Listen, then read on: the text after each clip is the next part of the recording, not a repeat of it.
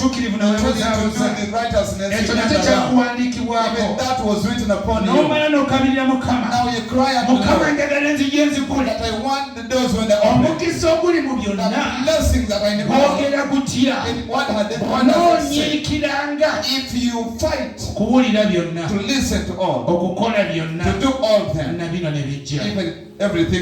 afuga Yesu afuga Yesu gamba konti Mukama afuga say good rain gamba yongera ganti Mukama afuga continue saying good rain afuga Mukama waliwo ekyakuwandiikibwako there is something that was written kiri mu muzingo ogwo it is in that line mulimu byonna it contains everything katogenda kutuula butuuzaawo kulya so you not just sit to eat n'okukola mwekuli there is even twawulidde obubaka obusooka we had the first message nti ffe baatutonda olw'ensonga that we were created by the reason Mukama yatwebumbira God modeled us lwa nsonga for the reason tuyina okumusinza we have to worship toyagala kusinza Mukama don't you want to worship oyagala ojjoga nti kati de ku mmeeza now you want to come and say I'm sitting at the wagamba table Mukama gwe bw'otyo bw'ono tuwange eryengera you say that you shall be giving us all the red things you will cry and you fail to get eri abasajja abasaba emyaka 7 nga bagala Katonda yavireyo prayed for 70 years they wanted God to reveal emyaka 7 ne basiiba ne basaba 70 years they prayed and fasted but God failed to reveal ne bagamba lwaki ffe okusiiba n'okusaba why us to pray and fast Mukama notakisaako mwoyo you fail to respond njagala kutegeeza I want olwaleero to assure you today waliwo ekyo Mukama kyayagala there is that God wants you to do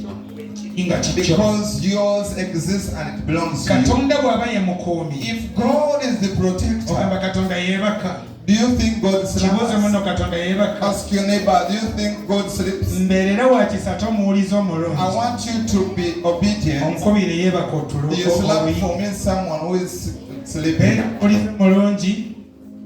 omugonvu be obedient bw'olaba asumagidde if you see someone slumbering just slap hallelujah amen kubanga mu nyumba ya Mukama because in the house of God tuwazze kufuna kati bw'olaba oli musaasi we came to get ojja kuba omusaasidde so if you just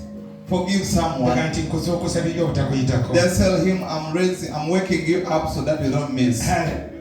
amen kale yimirira ku bigere so now get up at your feet gamba nti Mukama ndi mu maaso say Jesus I'm before you neetaaga gwe I need you ekyange nkyetaaga I need my belonging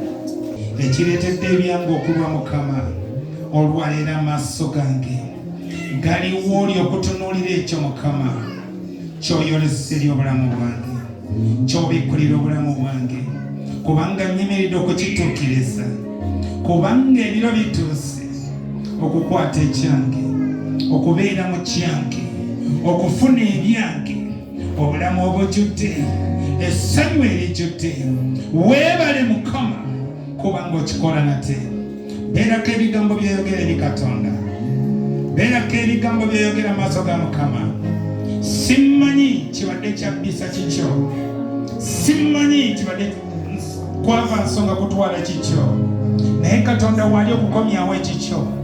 Katonda wali okweraga nti ye Katonda okulwana entalo zo lwaki gwe okubeera omuddu nga tewandigwanidde kubeera muddu